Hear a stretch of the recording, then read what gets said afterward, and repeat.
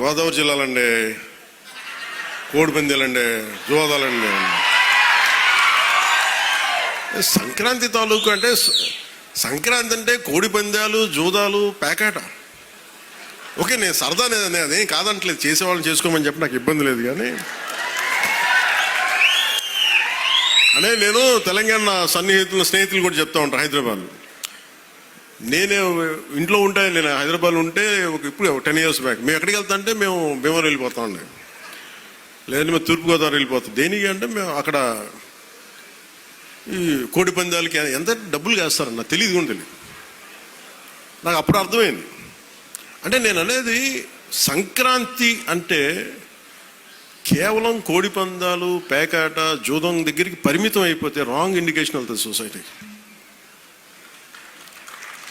ఇంకెక్కడ ఎలా మనం అది మార్పు రావాలి అంటే, ఎందుకంటే మన సంస్కృతిని మనల్ని దేనికైతే అసలు మూలం ఎట్లా ప్రారంభం అది మర్చిపోయాం అనుకోండి, మర్చిపోతే అది దారి తప్పేస్తాం. అప్పుడు మీకు మెకాలే చెప్పినట్టుగా ఒకరిని దెబ్బ కొట్టాలి, ఒకరిని సంస్కృతిని, దేశాన్ని వైపౌట్ చేయాలంటే ముందు వాళ్ళ సంస్కృతిని చంపేయడం. సో ఇది సంస్కృతి మూలాల్ని పరిరక్షించడానికి, మర్చిపోకూడదని చెప్పడానికే ఈ వేడుక ఈ రోజున పీఠిక. ఇది మొత్తం రాష్ట్రంలో ప్రతి నియోజకవర్గంలో ఇది అవ్వాలి. ఇది మనకి గోదావరి జిల్లాలో సంక్రాంతి కోడిపందాలు ₹1 చేతులు మారుతాయి అనే మాట పోవాలి. సంక్రాంతి నుంచి భోగి మంటల్లో కలిపేయాలి.